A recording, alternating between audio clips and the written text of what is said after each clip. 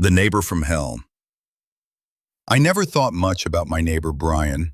He was quiet, kept to himself, and never seemed to have much of a social life. But the longer I lived next to him, the more I began to notice something wasn't quite right. It wasn't the fact that his lawn was always a little too overgrown, or that he had strange habits like collecting old newspapers and leaving them piled up on his porch. No, it was something far darker, something I hadn't recognized until it was too late. It started with the small things. He'd glare at my kids when they played outside, giving them that cold, unnerving look. They never noticed, but I did.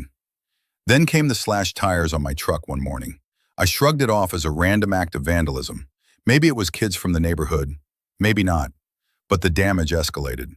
One afternoon, I got home from work to find my two kids, Sarah and Ethan, playing in the yard while my wife was inside cooking. I could hear their laughter from the driveway, but something felt off, like a tension in the air. I didn't think much of it until I noticed Brian standing by his front window, staring out at my house. I brushed it off and went inside, making small talk with my wife. But just as I settled in, something horrible happened. I heard the unmistakable sound of my kids screaming. My heart leapt into my throat as I bolted out the door. I found Sarah and Ethan standing on the lawn, tears streaming down their faces. Behind them, my house was starting to smoke. The back door, where the kids had been playing just moments ago, was engulfed in flames. It was happening. My house was burning. I ran inside, praying that my wife was okay. She was, thankfully. But the moment I saw the fire spreading, I realized how close we had come to losing everything.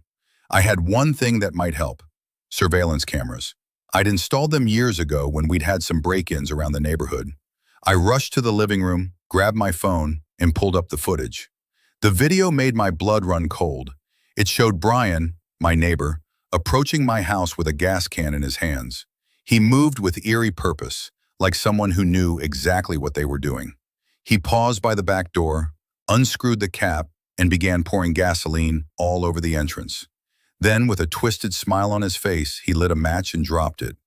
The flames spread immediately, curling up the side of the house as Brian stood watching with a sick sense of satisfaction. My stomach churned.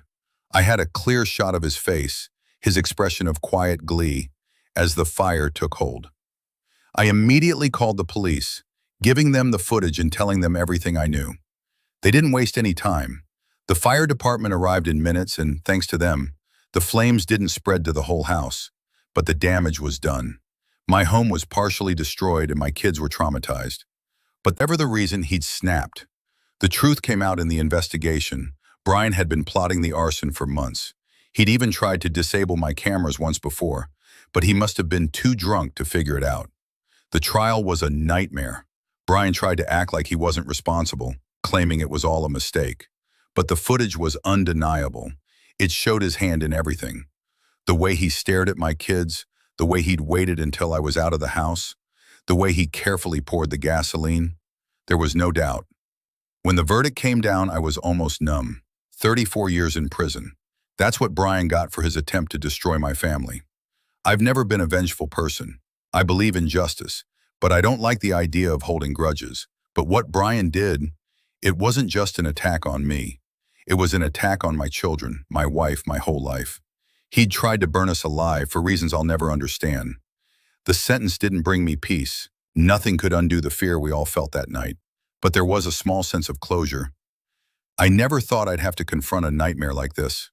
I never thought I'd have a neighbor who would try to kill my kids. But I'd fought back, not with violence, not with anger, but with something far more powerful: the truth. I don't wish Brian any harm. He's where he belongs, behind bars. But every time I look at my kids now, I'm reminded of the fragility of everything we hold dear. How easily it could have all been taken away. We've since moved to a new neighborhood, far away from Brian's reach. But sometimes, when I'm watching my kids play outside, I'll look around just to make sure. And I'm grateful for the cameras, because sometimes in this world, the only thing standing between you and the worst is a simple piece of technology that captures the truth.